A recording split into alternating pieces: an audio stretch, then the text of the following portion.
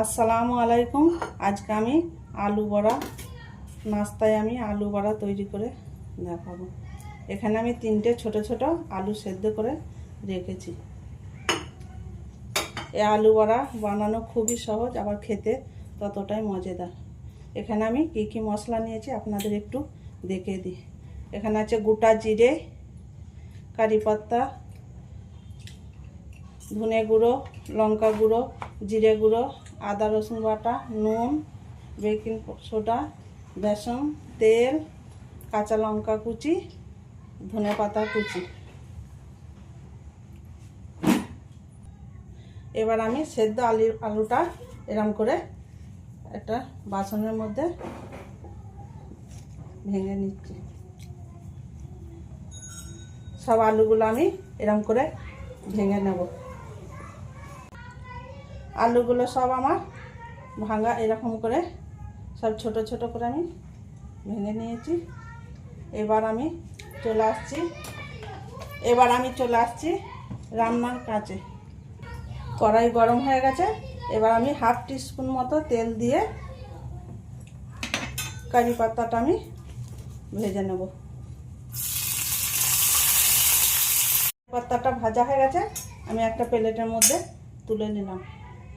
এবার ওই কড়াইয়ের মধ্যে আমি 1 চামচ গোটা জিরে ভেজে নেব। জিরেটা ভাজা হয়ে গেছে, আমি ওই কারি পাতাটার সাথে জিরে ভাজাটা তুলে নিচ্ছি।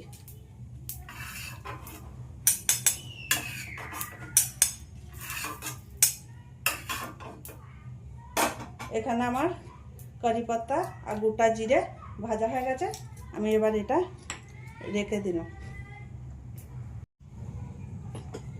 এবার আলুটার মধ্যে আমি ছোট চামচে 1 চামচ আদা রসুন বাটা দিয়ে দিলাম, 1 চামচ ধনে গুঁড়ো, 1 চামচ শুকনো লঙ্কার গুঁড়ো,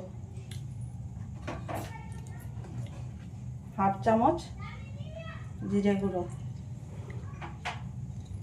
এটা বাদশা মশলা আমি হাফ চামচ দিচ্ছি।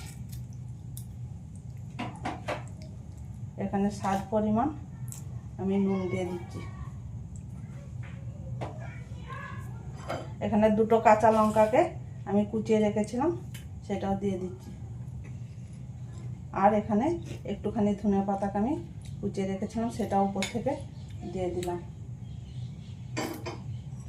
আর আমি গোটা জিরে আর কারি পাতাটা ভেজে রেখেছিলাম, সেই কারি পাতাটা আমি এরকম ভেঙে আর এই গোটা জিরেটা এই আলুর মধ্যে দিয়ে দিলাম। এবার এটার আমি একটা ভালো করে আলুর সাথে মাখিয়ে নেব। আলুর সাথে আমি সব মশলাগুলো মাখিয়ে নিয়েছি। এবার এরকম গোল গোল করে আমি সব আলুটা এরকম করে বানিয়ে নেব।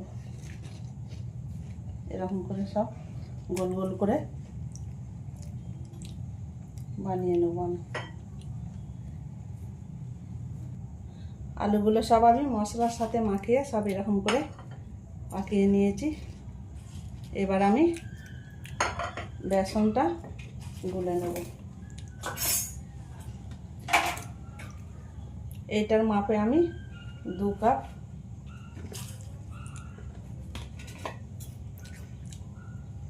কাপ বেসন নিচ্ছি। 2 কাপ বেসন নিয়েছি। বেসনের মধ্যে পরিমাণ মতো একটুখানি নুন আর একটুখানি সামান্য একটুখানি বেকিং সোডা দিয়ে দিলাম। এবার আমি এটা পানি দিয়ে একটা বেসনটা ব্যাটার তৈরি করে নিচ্ছি।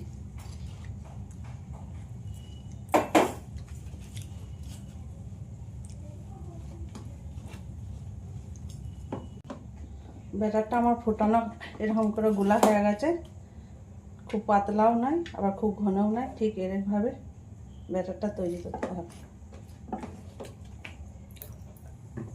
আমি গ্যাসে প্যানটা বসিয়ে দিয়েছি, প্যান গরম হয়ে গেছে। এবার আমি বড়াগুলো ভাজবার জন্য তেল দিয়ে দিচ্ছি পরিমাণ মতো। তেলটা গরম হোক। তেল গরম হয়ে গেছে। এবার আমি আলুর বড়াগুলো একটা একটা করে বেসনে ডুবিয়ে এরকম তেলের মধ্যে ছেড়ে দিচ্ছি।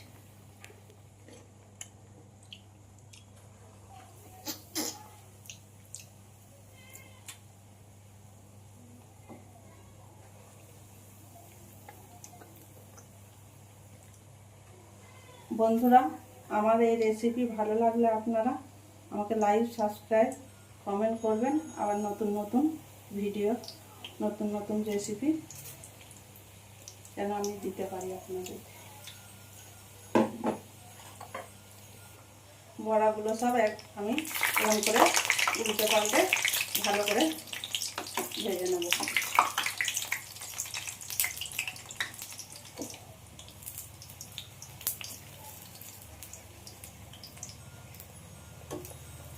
বড়াগুলো ভাজা হয়ে গেছে, আলু বড়াগুলো। এবার আমি একটা একটা করে সব প্লেটের মধ্যে তুলে নিচ্ছি। আবারও আমি আলু বড়াগুলো আবার বেসনের মধ্যে এরকম ডুবিয়ে আবার আমি তেলে সব এক এক করে ছেড়ে দিচ্ছি। এক পিঠ হয়ে গেছে, আমি আবার এমনি করে উল্টে পাল্টে ভালো করে আলু বড়াগুলো ভেজে নেব। আলু বড়াগুলো আমার এপিট ওপিট করে ভাজা হয়ে গেছে। এবার আমি একটা একটা করে সব আলু বড়াগুলো প্লেটের মধ্যে তুলে নিচ্ছি। ফাইনালি আলু বড়াগুলো আমার সব হয়ে গেছে। এবার গ্যাসটা আমি বন্ধ করে দিলাম। এই দেখুন বন্ধুরা, ভিতর থেকে কি সুন্দর হয়েছে। এই আলু বড়া আপনারা টমেটো সস কিংবা ধনেপাতা চাটনির সাথেও খেতে পারেন। এই আলু বড়ার রেসিপি আপনাদের ভালো লাগলে লাইক, সাবস্ক্রাইব, কমেন্ট করে আমার সাথে থাকবেন।